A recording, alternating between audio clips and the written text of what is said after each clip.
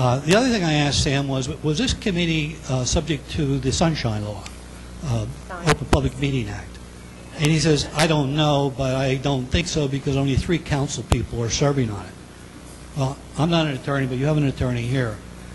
My reading of the Sunshine Law is that if 2 or more public officials meet on public business, it's subject to the Sunshine Law. You've got 7 public officials already named on this committee, including 3 councilmen elected. Elected officials. Well, I'll stop you right there, Joe, and I'll ask Mr. McGuire to respond to the Open Public Meetings Act question. I don't believe it's subject to that, but Mr. McGuire can. Yeah, absolutely. My understanding is that it's an advisory committee. Under the law, it is clear that the council has the right to designate subcommittees.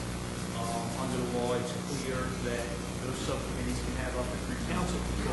If they had 3 council people and no more, and if it's an advisory committee that will meet and discuss and then come back with advice to council, no, it would not be subject to the Sunshine. When they say 2 public officials in the law, that's what I read, 2 public officials. No, they're not saying about elected. Joe, I'm going to ask you to public stop officials. so we can move on with the public comment. Yeah, okay.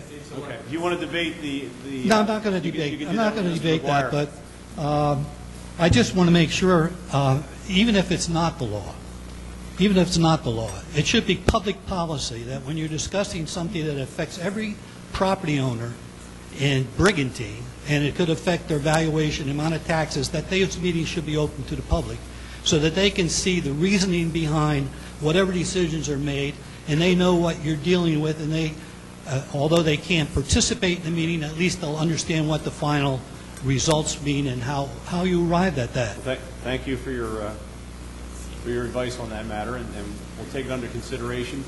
I'd have to ask you one question. I'll violate the notified rule. When you were a freeholder, every committee meeting that you went to, was it open to the public? Well, when I was a freeholder, they just started the Open Public Meeting Act, but once it did, yes. Every committee meeting?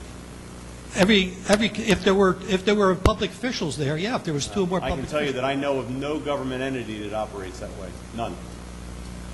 All right. Well, that's beside the point. I mean, the point is that this committee going to be available for the public to listen to see either what they're doing, or more importantly, what they're not doing. Well, they will be reporting their progress back to City Council, and they will have their meetings like every other committee has their meetings with the committee members and the members of the public who are appointed to that committee attending, and then I think they'll report their progress back to the City Council.